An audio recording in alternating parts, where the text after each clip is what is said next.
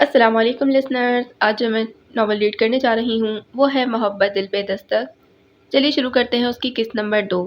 Novel شروع کرنے سے پہلے میری آپ سب سے ریکویسٹ ہے کہ اگر آپ نے ابھی تک چینل کو سبسکرائب نہیں کیا تو پلیز اسے سبسکرائب ضرور کیجیے، ساتھ ہی بیل آئیکن کو بھی پریس کریں تاکہ ہر نئے آنے والے ناول کی اپڈیٹ آپ کو ملتی رہے، اور پلیز ویڈیو کو لائک ضرور کیا کریں۔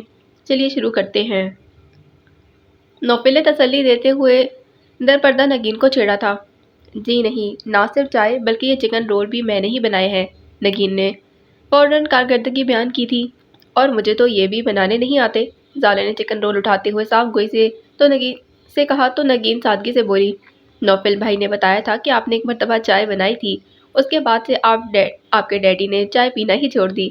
نوفل نے کہکا لگایا اور بہانہ یہ بنایا کہ ڈاکٹر نے منع کر دیا ہے چائے پینے سے، حالانکہ ڈاکٹر نے چائے سے نہیں بلکہ ویسی چائے پینے سے منع کیا تھا جیسے زالے بناتی ہے۔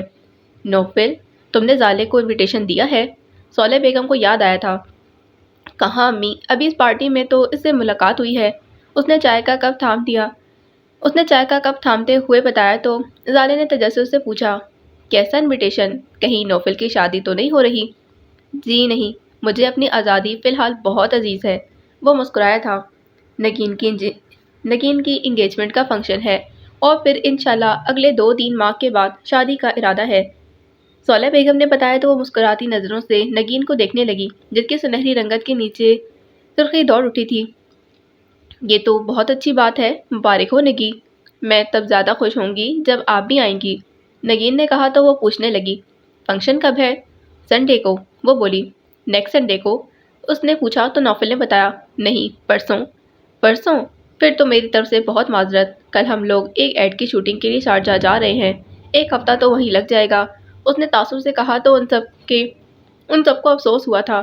خیر، تمہاری شادی میں ضرور اٹینڈ کروں گی، بے فکر رہو، زالے نے نگین کو تسلی دی تو وہ جھیم گئی تھی۔ محیط نے واقعی اپنے کہے کا پاس رکھا تھا، سارا انتظام بے حد خوش اسلوبی سے مکمل ہوا تھا، وسیع اور عریض لان کے چپے چپے سے اس نے پورا فائدہ اٹھایا تھا۔ سب سے زیادہ محنت اسٹیج بنانے پر کی گئی تھی، کچھ قدرت بھی مہربان تھی کہ موسم نے بھی اپنے تیور بدل لیے تھے، سر شام بھی ٹھنڈی ہوا چلنے لگی تھی، اس کے چند دوستوں نے آرکیسٹرا کا انتظام کر کے 4 چاند بھی لگا دیے تھے، خود چاند بہت اچھا گٹارسٹ تھا، زیادہ بے سرا ہونے کی ضرورت نہیں، کہیں میری منگنی ہی فلاپ نہ کروا دینا، انس نے انہیں کہا تو وہ چاند نے بھی ادھار نہیں رکھا تھا، زیادہ تر ڈرامے کاسٹ کی وجہ سے ہی فلاپ ہوتے ہیں، اس لیے فلاپ ہونے کا زیادہ چانس تو تمہاری وجہ سے ہی ہے، اب تو عزت کروانے کی عادت ڈال لو، بقول تمہارے اب تو رینک پڑھا ہے، عماد نے برطنز کیا تو تفاخر سے بولا، اپنی تو پہلے بھی بہت عزت ہے، بالکل، اس کی تو کتے تک عزت کرتے ہیں، کل ہی کتے نے اسے آتے دیکھ کر سائڈ پر ہی راستہ چھوڑ دیا تھا، نعمان نے فوراً گواہی دی تو ان سب کے کہکوں نے انس کو تبا دیا تھا، بہت بکواس کرتے ہو تم، فی الحال تو اسی بکواس پر اکتفا کرو، نسوانی گالیاں تو شادی کے بعد پڑیں گی، عماد نے اس کا مستقبل کا خاکہ تراشا تو وہ دانتوں پر دانت جما کر بولا، یہ شاید تم وہ ذائچہ پڑھ کر سنا رہے ہو جو تم نے اپنے لیے نجومی سے بنوایا تھا؟ جی نہیں، میگزین میں تمہارا یہ ہفتہ کیسا رہے گا پڑھ کر سنا رہا ہوں، ہارنے والوں میں سے تو وہ بھی نہیں تھا، تم لوگ اس قابل ہی نہیں ہو کہ تم سے بات کی جائے، وہ فوراً جذباتی ہو گیا، اس کی طبع یوں ہوئی، کبھی شعلہ کبھی شبنم، اور بھلا تم کہاں منہ لگائے جانے کے قابل ہو، مگر بعض شریف لوگ ہماری طرح ان باتوں کا خیال نہیں کرتے، تمہاری سسرال والوں کو ہی لے لو، انہیں پتہ ہی نہیں کہ اپنی لڑکی کو کہاں پھنسا رہے ہیں، چاند نے برجستہ کہا تو باوجود ضبط کے وہ بھی ہنس دیا، ان سب کا مقابلہ کرنا اس کے بس میں نہیں تھا، اس لیے ہار ماننے میں ہی بہتری تھی۔ زحا، وہ کھلے بال اور ہاتھ میں ہیئر برش لیے اس کے کمرے میں چلی آئی تھی، مگر اس کے کچھ کہنے سے پہلے ہی زحا نے کرا کر کہا، خدا کے لیے صبا، کم از کم آج کے دن مجھے یہ جنجال سمیٹنے کو مت کہنا، زوئی پلیز، وہ ملتجانہ انداز میں بولی، اس کے بے حد خوبصورت سیاہ بال گھٹنوں کو چھوتے تھے، اپنی تیاری کے اس موڑ پر آ کر ہمیشہ اٹک جاتی تھی، تمہیں کون کہہ رہا ہے سنبھالو یا سنوارو، بس کوئی سٹائل بنا دو، کٹوا دو، بہت آسان سٹائل بتایا گیا، تمہاری گردن ہی نہ کٹوا دوں، وہ تڑپ اٹھی تھی، آپ ہی گنج ہی کروا لیں، بھائی کی منگنی کے موقع پر خصوصی سٹائل، حمزہ نے اضافہ کیا تو دونوں نے الجھنا بیکار سمجھ کر بالوں کو سمیٹ کر سیدھی چٹیا ہی بنا دی تھی۔ میں کیسی لگ رہی ہوں؟ زحا بڑے انداز سے اس کے سامنے گھومی تھی، جدید تراش اور نفیس کڑھائی سے مزین ماربل کا بلو سوٹ اس کے سراپے کو بھرپور دلکشی عطا کر رہا تھا۔ ڈھنگ سے کیے میک اپ نے اس کے ایک ایک نش کو اجاگر کر دیا تھا، ویسی ہی جیسی پہلے تھی۔ صبا نے اس کی دلکشی کو نظر انداز کرتے ہوئے بدلہ چکایا تو وہ کال ہی تو ٹھیک، یعنی ان 2 گھنٹوں کی محنت کا کچھ حاصل وصول نہیں؟ جو ہے وہ بتا دیا، وہ اطمینان سے بولی۔ تم ذرا سی تعریف نہیں کر سکتی میری؟ ہمراہ کی ہنسی کو نظر انداز کرتے ہوئے اس نے چڑکا پوچھا تو وہ بھول پن سے کہنے لگی، یعنی تمہارا مطلب ہے کہ میں اچھی نہیں لگ رہی؟ تو یوں کہو نا، جھوٹ بولنا ہے۔ یعنی تمہارا مطلب کہ میں اچھی نہیں لگ رہی؟ زحا کو صدمہ پہنچا۔ ہاں اچھی ہی لگ رہی ہو، اس لیے اس کے یوں کنجوسی سے تعریف کرنے پر وہ جل کر بولی، رہنے دو، حلق میں پھنس پھنس کر الفاظ نکل رہے ہیں، خواہ مشکل میں پڑ رہی ہو۔ بچپن کی عادت ہے، جب بھی جھوٹ بولنا پڑے میری یہی حالت ہوتی ہے۔ اس نے اطمینان سے کہا تو اس نے چڑھ کر ہمراہ کے شانے پر ہاتھ مارا جو اس بحث سے کافی محسوس ہو رہی تھی۔ اب اس جھوٹ سچ کی بحث کو چھوڑے، مہمان پہنچنے والے ہوں گے۔ ہمراہ نے احساس دلایا تو انہوں نے جلدی سے اپنی تیاری کے باقی مراحل طے کیے۔ یہ شام اور تیرا نام دونوں کتنے ملتے جلتے ہیں۔ میں تیرا نام نہیں لوں گا، بس تجھ کو شام کہوں گا۔ یہ شام اور تیرا نام؟ چاند اور اس کا گروپ آرکسٹرا پر بہت خوبصورت دھن بجا رہے تھے۔ مہمان آ چکے تھے، تعارف کے مراحل طے ہو رہے تھے۔ ویل چیئر پر بیٹھی زولیہ بیگم بہت پرتمکنت لگ رہی تھی۔ نوفل ان کی چیئر دھکیل رہا تھا۔ کتنی سوبر لگتی ہے نا آنٹی سبی؟ زحا نے اسے ٹھوکا دیا تو وہ اسے گھور کر رہ گئی، مگر اس کی سرگوشیاں جاری تھیں۔ یار یہ انس بھائی کا اکلوتا سالہ بہت ہینڈسم ہے۔ زوئی دفع ہو جاؤ، ابھی کسی نے سن لیا تو جوتے پڑیں گے۔ صبا نے دانت پیسے تھے۔ آپی اب دھیان سے رہیے گا، وجدان اپنا ہینڈی کیم لیے اپنی پوری صلاحیت آزمانے کے موڈ میں ہے۔ ہمراہ نے انہیں مطلع کیا تو زحا نے کہا، اب کی بار اس نے بدتمیزی کی تو ابو سے جوتے لگواؤں گی اسے۔ جہاں بھی منہ پھاڑ کے ہنسو اپنا کیمرہ لے کر پہنچ جاتا ہے۔ ہر بار اس کی بنائی ہوئی مووی میں سب سے زیادہ فضول سین ہوتے ہیں۔ تمہارے برتھ ڈے پر ہمیرا کی جمائی لینے کا سین اس نے کس قدر مشاقی سے بنایا تھا، بعد میں سب دیکھ کر ہنستے رہے تھے۔ صبا کو یاد آ گیا تھا اور کہتا ہے میں حقیقت کے قریب ترین شوٹنگ کرتا ہوں۔ ہمیرا نے جل کر کہا، صبا میں نے تمہیں لینس والا کیمرہ دیا تھا نا، کہاں ہے؟ معید نے بعجلت پوچھا تو وہ گڑبڑا گئی۔ وہ تو شاید امی کی الماری میں ہوگا یا پھر جہاں بھی ہے جا کر لے آؤ، معید نے کہا تو وہ سعادت مندی کا مظاہرہ کرتی فوراً اٹھ گئی تھی۔ تم لوگوں کو ذرا بھی مینرز نہیں آتے، نوفل کی کزن بھی ساتھ ہیں، انہیں کمپنی دو۔ وہ اب زحا اور ہمراہ کو ڈانٹ رہا تھا۔ ہمراہ تو کان دبا کر بھاگ گئی۔ ہماری کون سی ان کے ساتھ جان پہچان ہے؟ زحا نے تنک کر کہا تو فرمائشی انداز میں بولا، وہ ہماری مہمان ہے، اس سے بڑھ کر پہچان اور کیا ہوتی ہے؟ مگر میں ہر کسی سے فرینک نہیں ہو سکتی۔ بحث مت کیا کرو زحا، جو کہا ہے اس پر عمل کرو۔ وہ چڑھ گیا تھا۔ ایک یہی تھی جو ہر وقت بدتمیزی اور نافرمانی پر تیار رہتی تھی۔ کیا مجال تھی جو کبھی بات مان لی ہو۔ وہ سر جھٹک کر اسٹیج کی طرف دیکھنے لگی جہاں زولیہ بیگم انس کو انگوٹھی پہنا کر منگنی کی رسم ادا کرنے والی تھی۔ وہ لب پیچھے چلا گیا تو زحا نے اطمینان کی سانس لی۔ زولیہ بیگم کے ساتھ آنے والوں میں ان کی نند زرینہ بیگم اور ان کی بیٹی ادینہ نمایاں تھیں، بہت پراعتماد اور طرح دار۔ ادینہ کو شادی کے سال بعد طلاق ہو چکی تھی۔ پھوپھو کہہ رہی ہیں آپ اور آپی بھی آ کر تصویر بنوا لیں۔ ہمراہ نے آ کر اطلاع فراہم کی تو وہ شاکی سے انداز میں بولی، بہت جلد خیال آ گیا ہمارا۔ شکر کریں کہ باری آ گئی ہے، ورنہ تو بھائی جان ہی کے پوز ختم ہونے میں نہیں آ رہے تھے۔ ہمراہ نے انس کی طرف اشارہ کیا۔ اسی دن کے لیے تو سر توڑ کوشش کر کے بیوٹی ٹپس آزماتے رہے ہیں، زحا نے جل کر کہا تو وہ بھی ہنسنے لگی، پھر اسے ڈراتے ہوئے بولی، اگر انہیں پتہ چل گیا تو وہ چھوڑیں گے نہیں۔ ارے چھوڑو، انہیں کون بتا رہا ہے؟ زحا نے بے فکری سے ہاتھ ہلایا۔ آپی ڈیئر، میں ہوں نا بلا معاوضہ یہ خدمت سر انجام دینے والا۔ وجدان ہینڈی کیم لیے سر پر بلائے ناگہانی کی طرح موجود تھا۔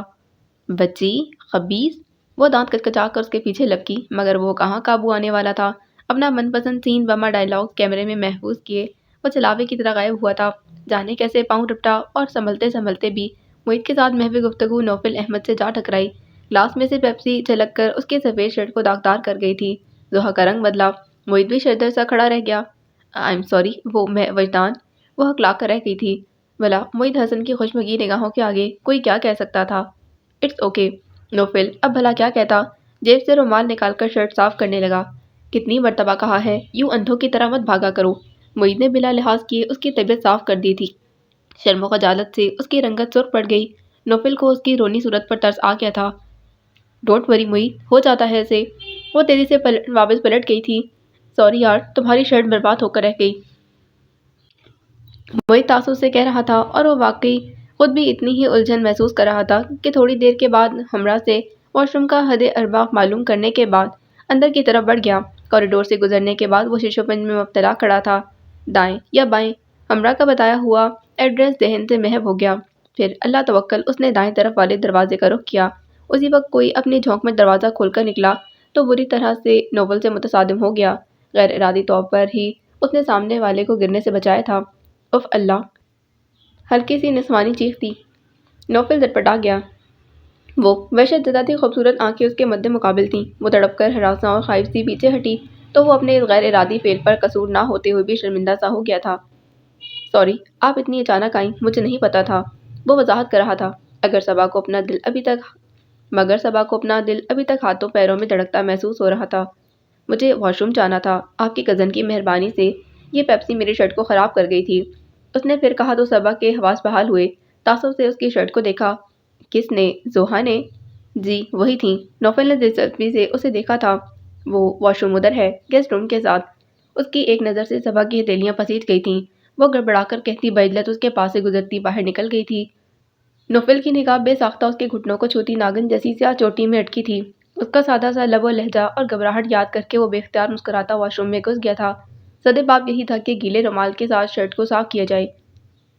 सब मेहमानों की वापसी के बाद कमरे में आते ही जोहा का गुस्सा इंतहा को छूने लगा था। इस शख्स को तो मुझसे खुदा वास्ते का बैर है। क्या मजाल है जो कभी कोई भी फंक्शन खुशी से अटेंड करने दिया हो। इलाही खैर, ये नज़ला किस पर गिर रहा है। सबा ने तहैयुर से उसे देखा तो वो बहुत बदलिहाजी से बोली थी, वही तुम्हारा लाडला भाई, किसी रोज़ मुँह की खाएगा मुझसे।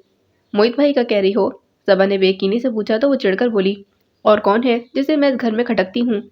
अब जैसी हरकतें तुम करती हो इस पर तुम्हें गोल्ड मेडल तो देने से रहे। सबा ने टॉप्स उतारते हुए इत्मीनान से कहा। फिर पूछने लगी, हुआ क्या है। मैं उस खबीस वजदान का पीछा करती नौफिल भाई से जा टकराई तो उनके कपड़ों पर पेप्सी गिर गई और उस फजूल शख्स ने उनके सामने ही मुझे बुरी तरह डांट दिया। हालांकि मैंने नौफिल भाई से सॉरी कह दिया था। वह गुस्से से लाल हो रही थी। सबा को यखलक थी। अपने शानों पर दो हाथों का लम्फ महसूस हुआ था। सॉरी कह देने से ही उनके कपड़े तो नहीं धुल गए थे ना। उसने बमुश्किल खुद को उस अजीब सी कैफियत से निकालते हुए कहा तो वो जलकर बोली, हाँ, तो जब किसी मसले का कोई हल ना निकल सकता हो तो डांटने से क्या हासिल। उन्होंने इसलिए डांटा है कि तुम आइंदा ऐसी फजूल हरकत ना करो। सबा ने उसे समझाया, गोया चिल्ला ही उठी, तुम्हारा ख्याल है कि मुझे शौक है फजूल हरकतें करने का, और उसे तो जैसे 7 खून माफ़ हैं। बस नहीं चलता कि घर में ही कचहरी खोल ले। सारी वकालत हमारे लिए ही रखी है ना। कोई नहीं, इतने नाइस हैं मेरे भाई, सबा ने मोहब्बत आमेज लहजे में कहा तो कलस कर बोली, नाइस, सड़ियल मिजाज, कड़वीला करेला, बल्कि करेला तो उसे कुछ मीठा ही होगा। ओह, दरवाजे में जाने कब से इस्तादा मोहित को देखकर सबा गड़बड़ाई थी। सभी एक कप चाय तो बना दो, वो पुरसकून से अंदाज में बोला तो जोहा भी जहाँ की तहाँ रह गई। फौरन वहाँ से किसकी थी, जल्दू जलाल तू, मोहित हसन को टाल तू। वो सर झुकाए महवे दुआ थी, मगर हर वक्त की दुआ तो पूरी नहीं होती ना। हाँ तो क्या खता हो गई है मुझसे, वो इस्तेज़ाई अंदाज में कहता उसके सर पर आ खड़ा हुआ था। उसकी निगाह उसके चमकदार स्याह जूतों में अटकी थी। तुम मेरी गलती पर मुझे सबके सामने डांट चुके हो, बहुत हिम्मत मुश्तमा करके उसने जताते हुए कहा था तो वो पहले से ज़्यादा तंज़ी अंदाज में बोला, भूल गई, चाहिए तो ये था कि गोल्ड मेडल से नवाजता। मैंने उनसे एक्सक्यूज़ कर लिया था। तो ऐसी गलती करें ही क्यों जिस पर एक्सक्यूज़ पेश करना पड़े। वो बिल्कुल भी माफ़ करने के मूड में नहीं था। मैंने जानबूझकर ऐसा नहीं किया था, मैं तो वजदान के पीछे भाग रही थी। नौफिल भाई खुद ही बीच में आ गए थे। उसने थोड़ा सा झूठ बोलने में आर महसूस नहीं की। यह भी ख्याल नहीं किया कि झूठ वो एक ऐनी शाहिद के सामने बोल रही है। वाकई गलती तो नौफिल की थी, डांटना तो मुझे उसको चाहिए था। जुहा को अपनी पेशानी तपती हुई महसूस हुई। ये तुम्हारा मामला नहीं है, वो तड़प गई थी। एक तुंदो तेज़ निगाह मुझ पर डाली जो अपनी लबो लहजे की सख्ती के बरक्स बहुत पुरसकून अंदाज में सीने पर बाजू लपेटे खड़ा था। वो यहाँ मेहमान था, अगर माइंड कर जाता तो बात बढ़ भी सकती थी। उसका नासिहाना अंदाज जोहा को चिढ़ा गया था। ना तो उन्होंने माइंड किया था और ना ही बात बढ़ी थी। आइंदा ऐसी बदतमीजी ना हो, शुक्र करो छोटे मामू ने नहीं देख लिया। तुमसे तो बेहतर था कि वही देख लेते।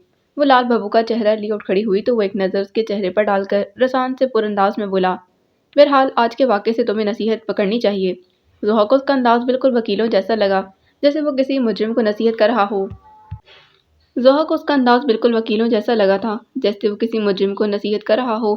اس کا جی چاہ رہا تھا کہ کوئی شے اٹھا کر معید حسن کے سر پر دے مارے، ٹھنڈے لفظوں کی مار مارتا مگر تپا کر رکھ دیتا تھا۔ اسی وقت صبا چائے لے کر آ گئی تو اس عدالتی کارروائی کو مؤخر کر کے چائے کا مگ لیے چلا آیا اس عدالتی کارروائی کو مؤخر کر کے چائے کا مگ لیے چلا گیا۔ بڑا آیا قانون دان فن خان۔ اس کا قصہ وضو تر ہو چکا تھا، قافیہ تو خوب ملایا ہے، اور یہ لال ٹماٹر جیسا چہرہ لگتا ہے کافی رومانٹک گفتگو ہی ہے۔ صبا نے مزہ لیا تو سلگ اٹھی، بہت رومانٹک، بالکل ویسی جیسی دفعہ 420 کے مجرم کے ساتھ کرتے ہیں۔ بہت جھاڑ پڑی ہے کیا؟ صبا کو فوراً ہی طرز آنے لگا اور ضحیٰ کو طیش۔ اگر اسے تائی جان کی سپورٹ نہ ہو تو میں اسے چھٹی کا دودھ یاد دلا دوں۔ چلو اب بس کرو، وجدان مووی لگانے لگا ہے، ذرا چل کر دیکھیں تو صحیح کہ آج کس کس کے گولڈن شارٹس لیے ہیں اس نے۔ صبا نے کہا تو اپنا گولڈ شارٹ اور ڈائیلاگ ذہن میں لہراتے ہی وہ اس کے ہمراہ چل دی تھی۔ اگلے روز نگین کی منگنی کی رسم ادا کی گئی تھی۔ وہ کوئی دل پھینک آدمی نہیں تھا اور خصوصاً محبت سے متعلق تو اس کا نظریہ الگ ہی تھا، مگر یہ بھی تھا کہ بنا شعوری کوشش کے اس کی نگاہ پلٹ پلٹ کر صبا میر کے نقوش میں اٹکی تھی۔ کم آن نوفل احمد، وہ قدرے حیران سا خود کو سرزش کرتا دوسری طرف متوجہ ہو گیا تھا، مگر قسمت اسے صبا میر کے مقابل لانے پر تلی ہوئی تھی۔ نگین کے کمرے سے نکل کر پلٹتی وہ ایک بار پھر نوفل سے ٹکرا گئی، اور اس مرتبہ یہ ٹکراؤ صبا کی نظر انداز کرنے کے قابل نہیں تھی۔ آئی ایم سوری، پہل نوفل نے کی تھی، الفاظ کے برعکس لہجہ مسکراتا ہوا تھا، جبکہ ابھی وہ اپنا چکراتا ہوا سر ہی سنبھال نہیں پائی تھی۔ اتنی زور سے تو اس کے شانے سے جا ٹکرائی تھی، مگر اس کی آواز نے جادو جیسا اثر کیا تھا۔ گڑبڑا کر مقابل کو دیکھا تو دو ظاہر آنکھوں کو پرشوق انداز میں خود پر مرکوز پایا تھا۔ آپ دیکھ کے چلنا کب سیکھیں گے؟ وہ بدتمیز نہیں تھی اور یوں منہ پھاڑ کر جواب دینا اس کی سرجش میں شامل بھی نہیں تھا، مگر اس وقت نوفل کا وارفتہ سا انداز اسے سخت ناگوار گزرا تھا۔ میں تو بہت دیکھ بھال کر چلتا ہوں مس، یہ تو قسمت کی بات ہے کہ میری راہ میں ہر بار آپ ہوتی ہیں۔ وہ بہت اطمینان سے اس کو اپنی نظروں کی گرفت میں لیے معنی خیزی سے کہہ رہا تھا تو اس نے جھٹکا کھا کر نوفل کو دیکھا۔ یہ صرف اتفاق ہے، وہ اندر سے تلملا اٹھی تھی، مگر سادہ سے جتانے والے انداز میں بولی۔ ساتھ ہی نظر نوفل کے شانے پر پڑی جہاں اس کے ٹکرانے سے لپسٹک کا خوبصورت نشان اپنی پوری آن بان کے ساتھ جگمگا رہا تھا۔ اس کے بدلتے تاثرات پر استفہامیہ انداز کو جنبش دے کر نوفل نے اپنی شرٹ کی جانب نگاہ کی تو ہونٹوں کی تراش میں بے حد مسکراہٹ جگمگا اٹھی تھی۔ ایکسکیوز می، وہ بھاگنے کے سے انداز میں وہاں سے نکلتی چلی گئی۔ شرمندگی اور خجالت کا احساس دل اور دماغ پر پوری طرح حاوی ہو گیا تھا۔ اس پر مقابل کی مسکراہٹ پیروں تلے سے زمین نکالنے کو کافی تھی۔ چند لمحے وہ بہت عجیب مگر خوشگوار سے احساس میں گھرا وہیں کھڑا رہا۔ اس کی خوشبو ابھی خود کو لپیٹ میں لیتی محسوس ہو رہی تھی۔ صبا، باد صبا، وہ گہری سانس لیتا خود کو ایک نئی کیفیت میں گھرا پا کر محظوظ سا ہوتا شرٹ بدلنے کے خیال سے اپنے کمرے کی طرف بڑھ گیا تھا۔ خیریت تو ہے؟ تمہارے پیچھے جن لگ گئے ہیں کیا؟ اس کی زرد رنگت اور متوحش سا انداز اس کو پریشان کر گیا تھا۔ زوئی، وہ جو نوفل ہے نا، وہ روحانسی سے کچھ کہنے لگی تھی کہ ساتھ کھڑی ادینہ کے ایک دم ان دونوں کی طرف مڑنے پر وہ گڑبڑا کر چپ ہو گئی۔ کیا ہوا؟ اس کی نظریں صبا کو اپنے وجود میں چپتی ہوئی محسوس ہوئی تھیں۔ کچھ نہیں، یوں ہی وجدان اس روز کی طرح یہاں بھی کیمرہ لیے سب کے گولڈن شارٹس لیتا رہا ہے، اسی لیے پیچھا چھڑا کر آ رہی تھی۔ ضحیٰ نے جلدی سے بات بنائی، جبکہ صبا کا ہاتھ مارے خوف کے لرز رہا تھا۔ اگر ادینہ نے اس کی آدھی ادھوری بات سن کر ان کی طرف دیکھا تھا تو پھر کوئی بھی غلط فہمی پیدا ہو سکتی تھی۔ میں کہہ رہی تھی کہ وہ جو نوفل ہے نا، نگین کے بھائی، وہ پوچھ رہے ہیں کہ نگین کے ساتھ تصویریں کمرے میں بنوانی ہے کہ نہیں۔ بمشکل ہی صحیح مگر وہ بات سنبھال لی گئی تھی۔ کہاں ہے نوفل؟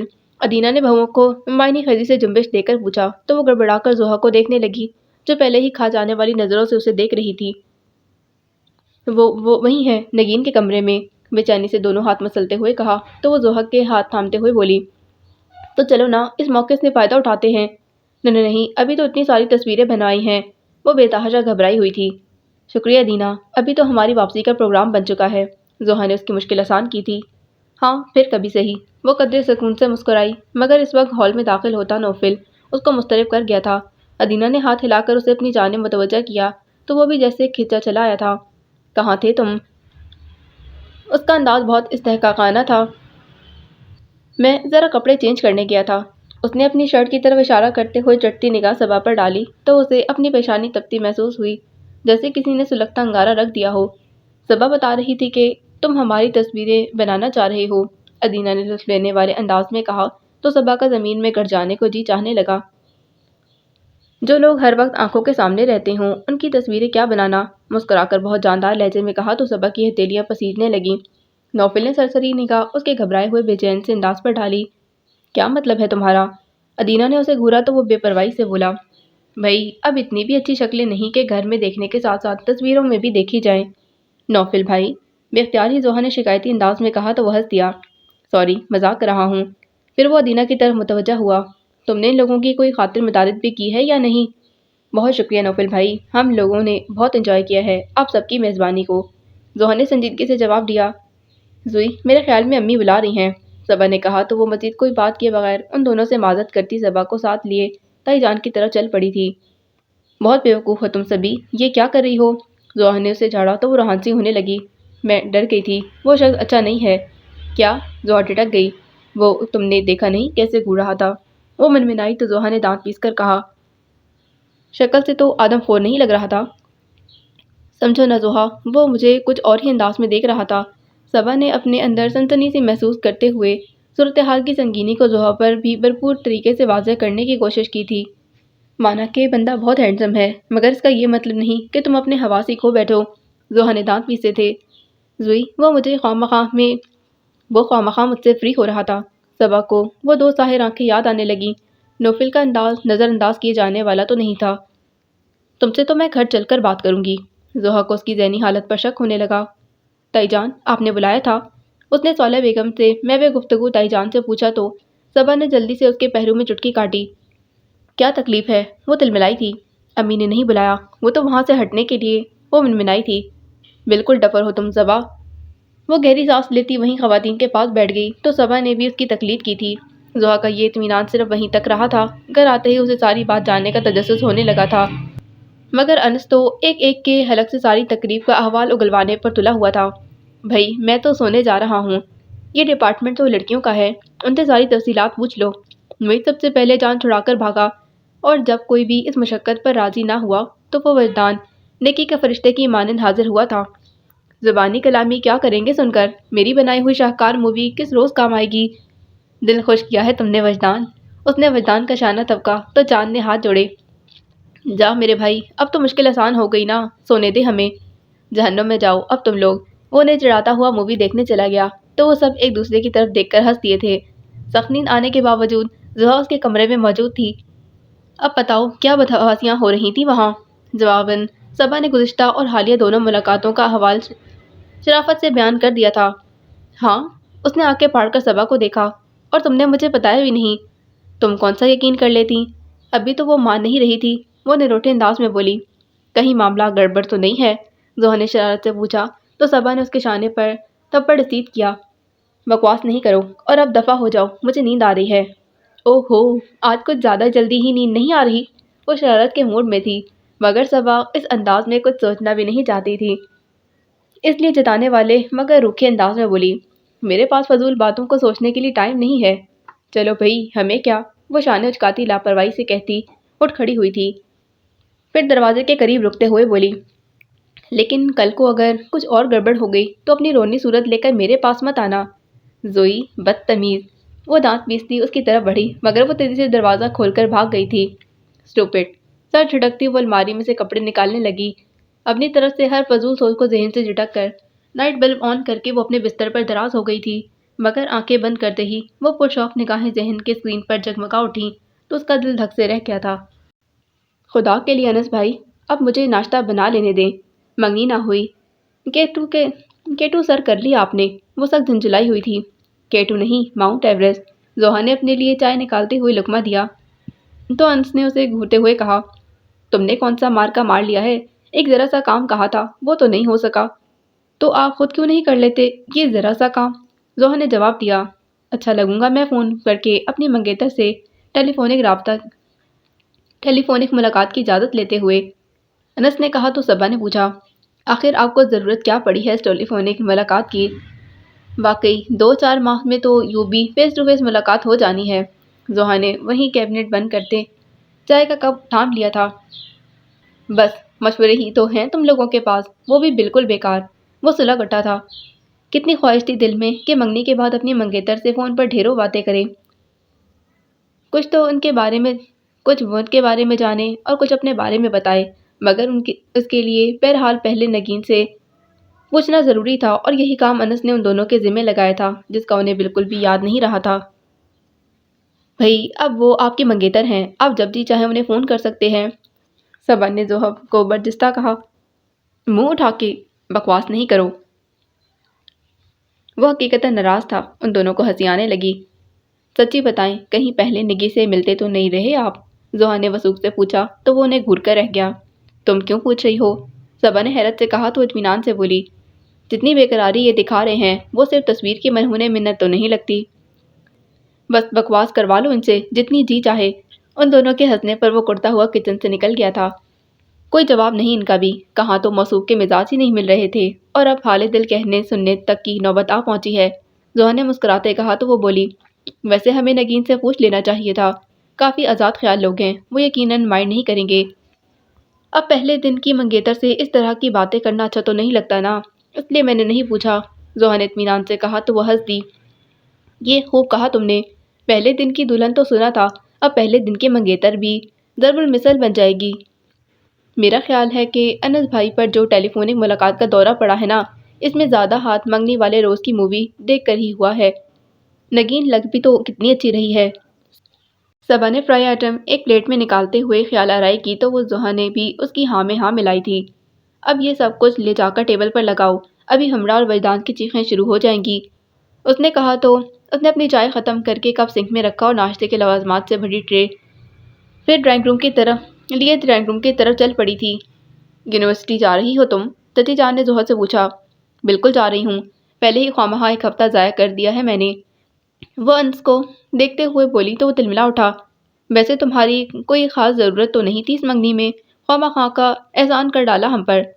بس کرو اب اور جلدی سے اٹھ جاؤ، 8:30 بجے تمہیں آفس میں ہونا چاہیے۔ اسی وقت انہوں نے انس کو ٹوک دیا تھا۔ معید نے اسی وقت انس کو ٹوک دیا۔ اوہو، یہ حکم کس نے صادر کیا ہے؟ صبا نے پوچھا تو معید کے لبوں کی تراش میں مدم سے مسکراہٹ پھیل گئی تھی۔ بڑا صحیح اندازہ ہے تمہارا، یہ بڑے ماموں کا حکم ہے۔ کوئی بات نہیں بھائی، کچھ پانے کے لیے کچھ کھونا تو پڑتا ہی ہے۔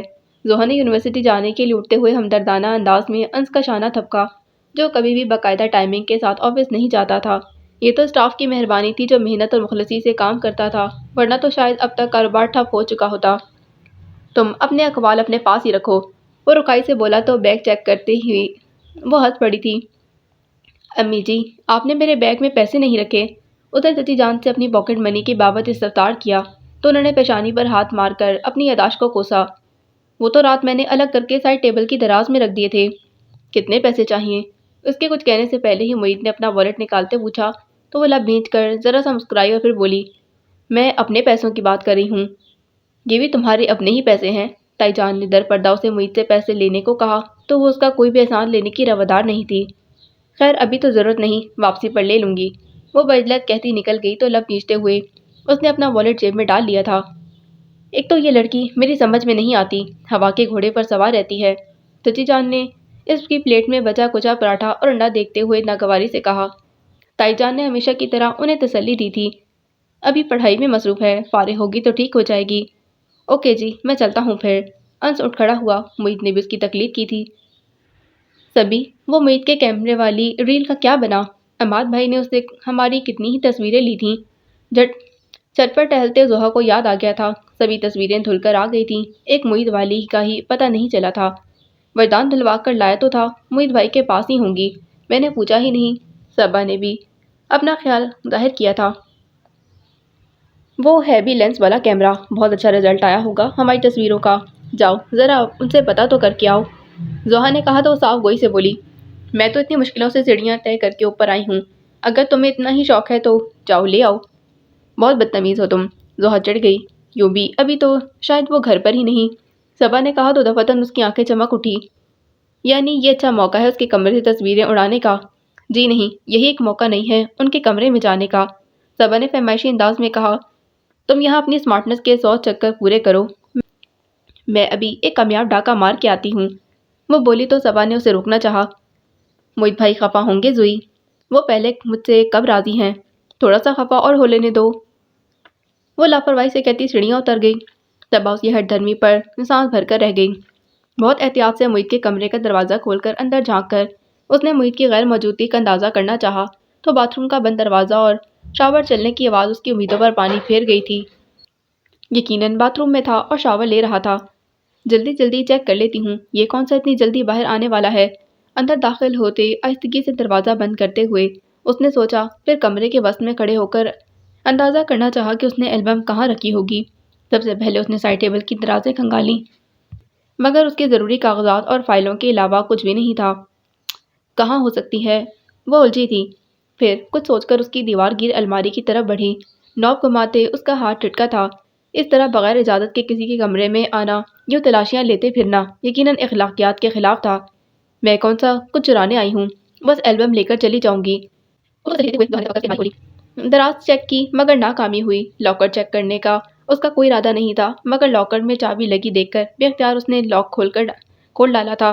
احتیاط سے ہینڈل گھما کر لاکر کا دروازہ کھولا تو وہاں نہ صرف البم بلکہ ایک خوبصورت سی ڈائری رکھی ہوئی تھی۔ اس کا ارادہ صرف البم اٹھانے کا تھا، مگر برا ہوا اس متجسس طبع کا جو عقل پر غالب آ گئی تھی۔ کیا پتا کسی نے گفٹ کی ہو اور معصوم اس میں اپنے دل کی باتیں لکھتے ہوں۔ بہت احتیاط کے ساتھ اس نے نیلی جلد والی ڈائری اٹھا کر کھولی۔ پہلے ہی صفحے پر محیط کی لکھائی خوبصورتی سے بکھری ہوئی تھی۔ میری زندگی میں ایک کتاب ہے، ایک چراغ ہے، ایک خواب ہے، اور تم۔ یہ کتاب اور خواب کے درمیان جو منزلیں ہیں، میں چاہتا ہوں تمہارے ساتھ سفر کروں۔ وہی کل اثاثہ زندگی ہے، اس کو زیادہ سفر کروں۔ میرے دل کے جادے خوش خبر پر بجز تمہارے کبھی کسی کا گزر نہ ہو، مگر اس طرح کہ تمہیں بھی اس کی خبر نہ ہو۔ اوہو، اس کے ہونٹوں پر بے ساختہ سی مسکراہٹ پھیل گئی تھی۔ اس نے صفحہ پلٹ کر آگے پڑھنے کی کوشش کی، مگر فقط اس نظم کے بعد ڈائری کے باقی صفحے خالی تھے۔ تبھی ڈائری کے صفحات میں سے کوئی کاغذ پھسل کر نیچے گرا تو وہ چونک کر دیکھنے لگی۔ یہ کوئی تصویر تھی جو اوندھی پڑی تھی۔ ایک سنسنی خیز سے احساس میں گھر کر اس نے نیچے بیٹھتے ہوئے بے اختیار تصویر اٹھانی چاہی۔ تبھی کسی نے ایک دم سے اس کی کلائی کو بہت سختی سے تھام لیا تو وہ تھرا کر رہ گئی تھی۔ محیط حسن کو سامنے دیکھ کر رہی سہی جان بھی ہوا ہو گئی۔ یہ کیا بےہودگی ہے؟ وہ غرایا تھا۔ بلیو لائننگ والے نائٹ ڈریس میں ملبوس وہ یقیناً شاور لے کر نکلا۔ نگاہ پڑتے ہی زحا کی طرف لپکا۔ میں یہ کچھ خوف تھا تو شرمندگی بھی حد سے سوا تھی۔ گھبراہٹ کے مارے کوئی بہانہ بھی نہیں سوجا۔ شرم نہیں آتی تمہیں ایسی حرکت کرتے ہوئے؟ محیط نے غصے سے کہتے ہوئے اس کی کلائی کو جھٹکا دیا تھا تو اس کی سخت گرفت میں کتنی ہی چوڑیاں ٹوٹ گئی تھیں جو یقیناً اس کی کلائی میں بھی کھبی تھیں۔ میں یہ البم لینے آئی تھی۔ کلائی زخمی ہونے سے زیادہ شرمندگی کے مارے اسے رونا آنے لگا تھا۔ میری اجازت کے بغیر تم نے میری الماری کو ہاتھ بھی کیوں لگایا؟ اتنی بھی سینس نہیں ہے تمہیں؟ وہ مشتعل ہو رہا تھا۔ سوری، اس کی آنکھیں نم ہونے لگی۔ بہت آسان کام ہے تمہارے لیے، کچھ بھی کر کے ایکسکیوز کر لینا، وہ طنزیہ لہجے میں کہہ رہا تھا۔ وہ کیا کہتی؟ اتنی اہانت کے بعد وہ کہا بھی کیا جا سکتا تھا؟ بالکل چوروں کی طرح رنگے ہاتھوں پکڑی گئی تھی۔ میں تو صرف یہ، اس نے رندے ہوئے لہجے میں اپنی صفائی پیش کرنے کی کوشش کی تو اس کی بات کاٹ کر سختی سے پر لہجے میں بولا، گیٹ آؤٹ، اور آئندہ کبھی ایسی فضول حرکت کی تو۔ وہ بات ادھوری چھوڑ کر لب بھینچ گیا تھا۔ اس نے کس مسا کر اپنی کلائی چھڑانا چاہی، مگر محیط نے اپنی گرفت چھوڑ دی۔ چوڑیوں کے کتنے ہی ٹکڑے کارپٹ پر بکھر گئے تھے۔ البم وہیں پھینک کر وہ بھاگنے کے انداز میں اٹھ کر دروازے کی طرف بڑھی تھی۔ وہ گہری سانس لے کر اوندھی پڑی تصویر اٹھانے لگا تو نگاہ کارپٹ پر بکھری چوڑیوں پر ٹھٹک گئی تھی۔ صبا اسے ڈھونڈتی ہوئی ان کے پوشن میں چلی آئی تھی۔ چچی جان سے پتا چلا کہ وہ اپنے کمرے میں جا چکی ہے تو اسے بہت حیرت ہوئی، کیونکہ وہ جلدی سونے کی کبھی بھی عادی نہیں رہی تھی۔ صبا اس کے کمرے میں چلی آئی تو تکیے میں منہ دبائے لیٹی تھی۔ صبا اس کے پاس جا بیٹھی۔ لائٹ جل رہی تھی، اس کا مطلب تھا کہ وہ جاگ رہی ہے۔ تو تم تو البم لینے گئی تھیں؟ اس کے بالوں میں انگلیاں چلاتے صبا نے پوچھا تو اس کے ہاتھ جھٹک کر بولی، میں نہیں گئی تھی، لائٹ آف کر دو، مجھے نیند آ رہی ہے۔ اس نے اپنی طرف سے اپنے لہجے میں کتنا ہی نارمل کر کے کیوں نہ کہا ہو، اس کی آواز کی نمی صبا سے چھپی نہ رہ سکی تھی۔ کیا بات ہے زحا؟ اس نے پرتشویش لہجے میں پوچھا اور اسے سیدھا کرنے کی کوشش کی۔ صبا پلیز سونے دو مجھے۔ اس نے صبا کا ہاتھ پیچھے کیا تو اس کی نظر زحا کی زخمی کلائی پر پڑی۔ زوئی، یہ کیا ہوا ہے؟ کچھ بھی نہیں ہوا، مجھے چھو کر اٹھ بیٹھی تھی۔ تم رو رہی تھیں؟ صبا کو یقین نہیں آ رہا تھا، مگر اس کی سرخ ہوتی آنکھیں اور بھیگی پلکیں اس گریہ وزاری کو ظاہر کر رہی تھیں۔ میں کوئی رو نہیں رہی، تم جا کر سو کیوں نہیں جاتی؟ وہ تنک کر بولی تو صبا نے تعصب سے اسے دیکھا۔ تمہارا کیا خیال ہے، یوں میں جا کر سو جاؤں گی؟ وہ کچھ کہے بغیر تکیہ گود میں رکھے بیٹھی رہی۔ صبا نے اس کی کلائی کو نرمی سے تھام لیا۔ یہ کیا ہوا ہے؟ اس کے انداز میں اتنی محبت اور ملائمت تھی کہ زحا کو رونا آنے لگا۔ چوڑیاں ٹوٹنے کی وجہ سے خراشیں آ گئیں۔ اور رو کیوں رہی تھی؟ کہیں معید بھائی نے ڈانٹ تو نہیں دیا؟ صبا کو یکلک یاد آیا۔ ابھی آتے ہوئے اس نے معید کو لاؤنج میں کھانا کھانے میں مصروف دیکھا تھا۔ اب مزید چھپانا تو بیکار ہی تھا۔ سو زحا نے اپنی کارکردگی اور معید کی چاپا مار مہم کی ساری تفصیل بتا دی۔ کس قدر بری بات ہے زوئی، تمہیں ان کی الماری بلکہ لاکر کی تلاشی لینے کو کس نے کہا تھا؟ صبا نے متاسفانہ انداز میں کہا تو وہ ٹٹائی سے بولی، اس نے البم بھی تو وہیں رکھی تھی نا؟ پھر بھی بہت غلط حرکت کی تھی۔ آدمی کی پرسنل اشیاء بھی تو ہو سکتی ہیں۔ صبا کو افسوس ہو رہا تھا۔ دفتن اس کی آنکھیں چمکیں اور وہ پرجوش لہجے میں بولی، وہ بھی لاکر میں اپنے پرسنل چھپا کر رکھتا ہے۔ ڈائری میں اتنی رومانٹک سی نظم لکھی ہوئی تھی اور کسی لڑکی کی تصویر بھی تھی۔ ابھی تو تم کہہ رہی تھی کہ تم نے تصویر دیکھی ہی نہیں۔ صبا نے مشکوک انداز میں اسے دیکھا۔ کسی لڑکے کے پاس لڑکی کی ہی تصویر ہو سکتی ہے۔ وہ اپنی بات پر اڑی ہوئی تھی۔ معید بھائی کی نیچر ایسی نہیں ہے، صبا نے تیکن بھرے لہجے میں کہا تو وہ جل کر رہ گئی۔ وہ تو جیسے ہر سال گنگا نہا کر آتے ہیں نا، لڑکیوں سے تو بات کرنے کی تمیز ہی نہیں۔ لڑکیوں سے نہ صحیح، چور ڈاکوؤں سے بہت اچھی طرح ڈیل کرتے ہیں۔ صبا نے اس پر چوٹ کی تو وہ خفیف سی ہو گئی۔ میں نے صرف وہاں سے البم نکالی تھی، وہ بھی ہماری تصویروں والی۔ اسے تو خواہ ہی مجھ سے الجھنے کی عادت ہے۔ کیا خبر یہ خواہ کا الجھنا ہی کسی روز رنگ لے آئے۔ اس کی کلائی پر پڑی خراشوں کا جائزہ لیتے صبا نے مسکراہٹ دبا کر کہا تو وہ چلا اٹھی، دماغ تو ٹھیک ہے تمہارا؟ میں تو یوں ہی کہہ رہی تھی۔ اس کے انداز نے صبا کو سٹپٹا دیا۔ خبردار جو آئندہ یہ یوں ہی منہ سے نکلا تو۔ وہ دانت پیس کر بولی، کیوں، ایسی کیا برائی ہے میرے بھائی میں؟ صبا کو اس کے لب و لہجے میں خاصی تکلیف پہنچی تھی، سو خاصا تڑپ کر پوچھا، اس میں کوئی برائی نہیں، البتہ تم میں ضرور ہے، اور وہ برائی یہ ہے کہ تم معید حسن کی بہن ہو۔ زحا نے اطمینان سے کہا تو برا مان جانے والے انداز میں بولی، تمہیں ایسا کیا کہہ دیا انہوں نے؟ غلطیوں پر تو سبھی ڈانٹتے ہیں۔ غلط فہمی ہے تمہاری کہ مجھے صرف غلطیوں پر ڈانٹتا ہے۔ اسے تو شوق ہے مجھے ڈانٹنے کا، جو کسی کا لحاظ کر کے ڈانٹ کو ملتوی کیا ہو۔ زحا سخت برگشتہ ہو رہی تھی، پھر قطعی انداز میں بولی، اور تم دیکھ لینا، یہ جو تمہارا گناہ میسنا بھائی ہے نا، اس نے ضرور کہیں نہ کہیں بہت زبردست سا چکر چلا رکھا ہوگا۔ وہ کیا لکھا ہوا تھا اس نے کہ میری زندگی میں ایک کتاب ہے، ایک چراغ ہے، ایک خواب ہے اور تم ہو۔ وہ تمسخرانہ انداز میں بولی، اور تم جو اس کے آگے پیچھے خدمت گار بنی گھومتی رہتی ہو نا، تو تمہارا نام کتاب ہے نہ خواب، چراغ اور باقی رہ گئی تم، تو یہ تصویر والی ہوگی جس کے لیے اس نے لکھا ہوگا۔ وہ تو اسے خبر ہی نہیں دینا چاہتا تم لوگ کیا شے ہو۔ زحا نے لمحوں میں صورتحال کا خطرناک سا تجزیہ کر کے رکھ دیا تھا۔ میرے خدا، صبا دنگ سی بیٹھی سن رہی تھی۔ کتنی بکواس کرتی ہو تم زحا، معید بھائی ایسے نہیں ہیں، وہ ویسے بھی نہیں ہے جیسا تم نے سوچ رکھا ہے، زحا نے طنزیہ لہجے میں کہا، پھر اٹل انداز میں بولی، تم دیکھنا میں اس کے لاکر میں سے وہ تصویر نکال کر ہی رہوں گی، پھر دیکھنا سب کے سامنے معید حسن کیسے بے نقاب ہوتا ہے۔ اب کی بار یا تو وہ تمہارا گلا دبا دیں گے۔ صبا نے اسے ڈرانے کی کوشش کی، مگر وہ اپنی کلائی سے اٹھتے ٹیسوں کو نظر انداز کرتے شاعرانہ انداز میں بولی، باطل سے ڈرنے والے اے آسماں نہیں ہم، سو بار لے چکا ہے تو امتحان ہمارا۔ اب بس کرو اور ان خراشوں پر کریم لگا لو، لگ رہا ہے زہر سر چڑھ کر بول رہا ہے۔ صبا نے چڑھ کر کہا، مگر وہ واقعی معید کے پول کھولنے کے متعلق پلان کر رہی تھی۔ ابھی کچھ دیر پہلے ہی وہ شرمندگی اور خوف اڑنچو ہو گیا تھا۔ اس کا ارادہ ایک مرتبہ پھر سے معید کی لاکر کھولنے کا تھا۔ یونیورسٹی سے باہر آتے ہی اس کی نگاہوں نے گزشتہ دن کی طرح کسی دل پسند چہرے کی تلاش میں ادھر ادھر بھٹکنا شروع کر دیا۔ وہ پورے ایک ہفتے کے بعد یونیورسٹی آئی تھی، مگر کل بھی وہ کہیں دکھائی نہیں دیا تھا، اور آج بھی اس کی نگاہیں مایوس ہو کر پلٹنے لگی تھیں کہ درخت ٹیک لگائے بہت تحمل سے کھڑے عمر کاظمی نے اس کی تمام تر توجہ سمیٹ لی۔ وہ بے اختیار ہی اس کی طرف بڑھی۔ کس قدر بدتمیز ہو تم عمر، میں تو اتنے دنوں کے بعد کسی بہت اچھی ملاقات کا سوچ کر آیا تھا، اور تم نے آتے ہی اسرائیلی حملہ شروع کر دیا۔ دھوپ کی شدت سے سرخ ہوتی رنگت کے ساتھ وہ مسکراتا بہت اچھا لگ رہا تھا۔ زحا نے اسے گھور کر دیکھا، کہاں تھے تم؟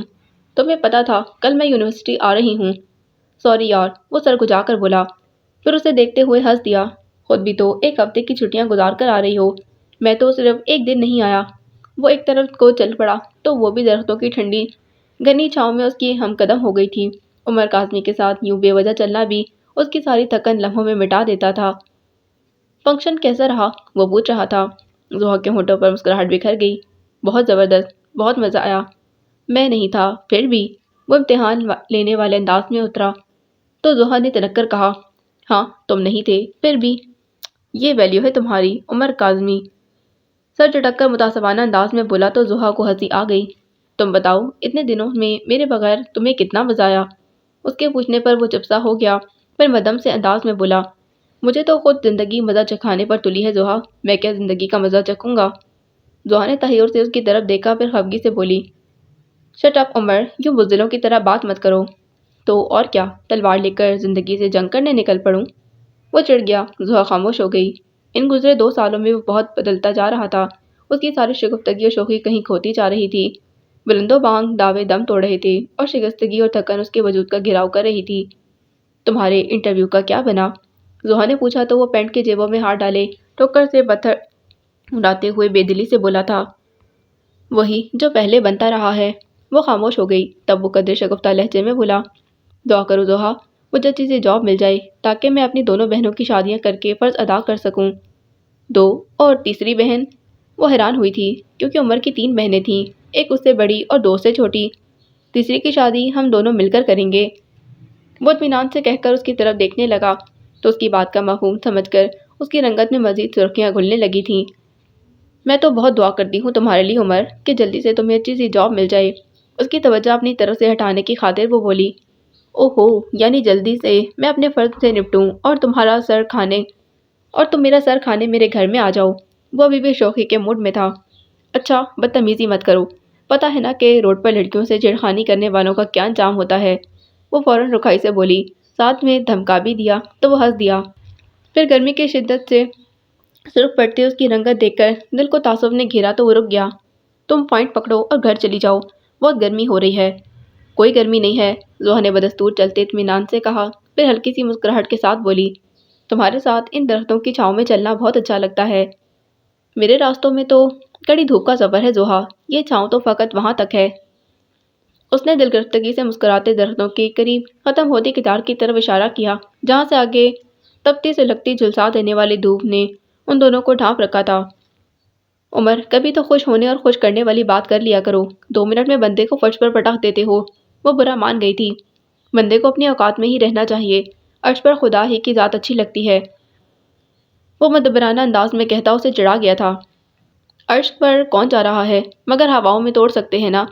اس کی بچکانہ سی خواہش پر عمر نے بمشکل اپنے کہکے کو ہنسی میں ڈالا تھا، پھر اسے چھیڑنے والے انداز میں بولا، تمہیں تو میری صاف گوئی اور پریکٹیکل ہونا اچھا لگتا ہے۔ کبھی کبھار افسانوی باتوں سے بھی دل بہلا لینا چاہیے عمر کاظمی، زندگی سہل لگنے لگتی ہے۔ وہ جل کر بولی تھی، یعنی زندگی سہل ہوتی نہیں بلکہ لگنے لگتی ہے، یعنی محض دھوکہ، جاگتی آنکھوں کا سپنا۔ افسانوی باتیں کرنے کا مطلب ہے خیالی دنیا میں رہنا، حقیقت سے نظر چرانا۔ یہ عادت بہت تکلیف پہنچانے والی ہوتی ہے ضحیٰ، کیونکہ پھر حقیقت کا سامنا کرنے کی عادت نہیں رہتی، اور اگر کبھی سچائی کا سامنا کرنا پڑ جائے تو بہت شوق پہنچتا ہے۔ اس لیے the best thing is کہ آپ شروع ہی سے بہت پریکٹیکل ہو کر فیصلہ کریں۔ اس نے حقیقت پسندی پر پورا لیکچر ہی دے ڈالا تھا۔ ضحیٰ نے فائل پر سر رکھ کر دھوپ سے بچنے کی صحیح کرتے اسے خوشمگی نظروں سے دیکھا۔ وہ دانت پیس کر بولی، میں بھی تمہاری طرح بیسٹ ڈیبیٹر رہی ہوتی تو ابھی تمہارے ان سب پوائنٹس کی ایسی کی تیسی کر دیتی۔ اس کے انداز اور الفاظ سے ہنس اٹھاتے وہ ہنس رہا تھا۔ مجبوراً ضحیٰ کو بھی مسکرانا پڑا۔ چلو تمہارا غصہ ٹھنڈا کرتا ہوں، وہ ایک دم سے بولا۔ ضحیٰ نے بھویں اچکا کر اسے دیکھا، آئس کریم کھلاتا ہوں یار۔ اس نے ان 2 سالوں میں پہلی بار کہیں کچھ باہر کھانے پینے کی آفر کی تھی۔ اس سے پہلے وہ لوگ کیفیٹیریا میں ہی کھانے پینے کا بندوبست رکھتے تھے۔ Ice cream? حسب عادت اس کے منہ میں پانی بھر آیا۔ آئس کریم میں تو اس کی جان اٹکی رہتی تھی، مگر چونکہ پہلے عمر کے ساتھ کبھی پبلک پلیس پر جانے کا اتفاق نہیں ہوا تھا اس لیے وہ متامل تھی۔ بالکل، اور اس بار تمہارا پسندیدہ فلیور۔ عمر نے جیسے اسے للچایا تھا۔ عمر، اچھا نہیں لگے گا یوں کھلے عام۔ وہ قدرے خوفزدہ بھی تھی۔ یونیورسٹی میں عمر اس سے سینئر تھا، یوں ہی فنکشنز اور دوستوں کے درمیان اس سے ملاقات ہوئی۔ ملاقات دوستی سے بڑھ کر جذباتی پسندیدگی تک کیسے پہنچی، اس کا احساس ضحیٰ کو ہوا تھا اور نہ ہی عمر کو، مگر پھر بھی وہ دونوں جانتے تھے کہ وہ ایک دوسرے کے لیے بہت اہم ہیں۔ یونیورسٹی سے فارغ ہونے کے بعد بھی وہ اس سے ملنے آتا رہتا تھا، مگر یوں اس کی آفر قبول کرنے میں اسے ہچکچاہٹ محسوس ہو رہی تھی۔ اوکے، دل نہیں مان رہا تو دفع کرو، وہ بشاشت بھرے انداز میں بولا۔ تب وہ غیر متوقع طور پر مان گئی تھی۔ چلو ٹھیک ہے، مگر صرف 15 منٹ رکوں گی۔ تب وہ اس کے لیے قریبی ریسٹورنٹ میں چلا آیا تھا تب تب وہ اسے لیے قریبی ریسٹورنٹ میں چلا آیا۔ وہ اس قدر کانشیس تھی کہ ادھر ادھر نگاہ دوڑائے بغیر عمر کے ساتھ سیدھی ٹیبل تک چلی آئی تھی۔ بہت مشکل کام ہے یہ، کرسی پر گرتے وہ یوں گہری سانس لیے بولی جیسے میلوں دور چلی آئی ہو۔ یونیورسٹی میں پڑھ کر بھی گنوایا ہی ہے تم نے؟ وہ مسکراہٹ دباتے بولا تو ویٹر کو قریب آتے دیکھ کر محض گھور کر رہ گئی۔ اپنی اور زہر کی پسندیدہ آئس کریم کا آرڈر دے کر وہ اس کی طرف متوجہ ہوا تو وہ جو اتنے عرصے سے اندر ہی اندر کرتی رہی تھی جتانے والے انداز میں بولی، چاہے میں نے یونیورسٹی میں پڑھ کر کچھ پایا ہو یا گنوایا ہو، مگر تمہارے ساتھ میں پہلی اور آخری مرتبہ ہی یہاں آئی ہوں۔ اچھا بابا اچھا، وہ ہارنے والے انداز میں بولا، پھر شرارت سے اضافہ کیا، اچھا تو آخری بار صحیح، شادی کے بعد تو آؤ گی نا؟ اس کی بات پر وہ جھیل سی گئی تھی۔ اچھی لگتی ہو یوں شرماتی ہوئی، وہ اسے دلچسپی سے دیکھ رہا تھا۔ عمر، اگر اب تم نے کوئی بکواس کی تو پبلک کا خیال کیے بغیر میں یہ فائل تمہارے سر پر دے ماروں گی۔ اس کے ارتکاز نے لمحوں میں ہتھیلیاں پسینے سے بھگا دی تھیں۔ وہ اس پر نگاہ ہٹاتے ہوئے بے ساختہ ہنس دیا تھا۔ ویٹر نے خوبصورت بلورن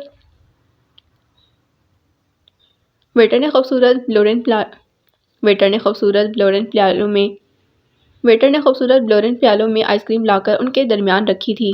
تب زحا کو خیال آیا، یہ آئس کریم میری طرف سے ہوگی۔ اس نے روب سے کہا تو چمچ سے آئس کریم مکس کرتے ہوئے وہ بھویں اچکا کر استفہامی انداز میں اسے دیکھنے لگا۔ وہ کس خوشی میں؟ جہاں تک میرا خیال ہے میں نے ابھی تک تمہیں پرپوز نہیں کیا۔ عمر دانت پیستے ہوئے مدھم انداز میں گڑائی تو وہ ہنسنے لگا۔ پھر کیوں حاتم طائی کے رشتہ دار بن رہی ہو؟ لاپرواہی سے پوچھا تو وہ بولی، کیونکہ میرے بھائی کی منگنی ہوئی ہے۔ تمہارے بھائی کی منگنی ہوئی ہے نا؟ جس روز تمہاری ہوگی تب ٹریٹ دے دینا، وہ انوز رسانیت بھری شرارت سے کہہ رہا تھا۔ وہ دل چھو کر آئس کریم کھانے لگی۔ ایک یہ خیال بھی ستا رہا تھا کہ ناحق اس کی دعوت قبول کر لی، پتہ نہیں اس کے پاس پیسے تھے بھی کہ نہیں، اور اگر تھے بھی تو ایک بالکل غیر ضروری کام پر خرچ ہو رہے تھے۔ یہی پیسے اس کے گھر کی کسی ضرورت کو پورا کر سکتے تھے۔ اس کا دل بوجھل ہونے لگا۔ دفعتاً اسے احساس ہونے لگا کہ ان دنوں وہ ٹیوشنز پڑھا رہا تھا اور اتنی محنت سے کمائے روپیوں کو یوں کسی شغل میں گنوانا صریحاً گناہ تھا۔ ناراض ہو گئی ہو کیا؟ اس کی خاموشی پر وہ آئس کریم کے پیالے میں یوں ہی چمچہ گھمانا عمر کو ٹھٹکا گیا تھا۔ نہیں، وہ چونک کر اس کی طرف دیکھنے لگی، پھر قدرے شگفتگی سے مسکرا کر بولی، اچھا اگر میری ٹریٹ تمہیں قبول نہیں تو پھر یوں کرتے ہیں کہ میری آئس کریم کی پیمنٹ تم کر دو اور تمہاری آئس کریم کی پیمنٹ میں۔ اس کی بات سن کر چند ثانیوں تک وہ اسے دیکھتا رہا، پھر وہ پزل ہونے لگی۔ چمچہ پیالے میں رکھ کر دونوں ہاتھوں کی انگلیاں ایک دوسرے میں پھنساتے رسان بھرے لہجے میں بولا، تم کیوں اتنی پریشان ہو رہی ہو؟ اتنے پیسے تو ہیں میرے پاس کہ تمہیں آئس کریم کھلا سکوں۔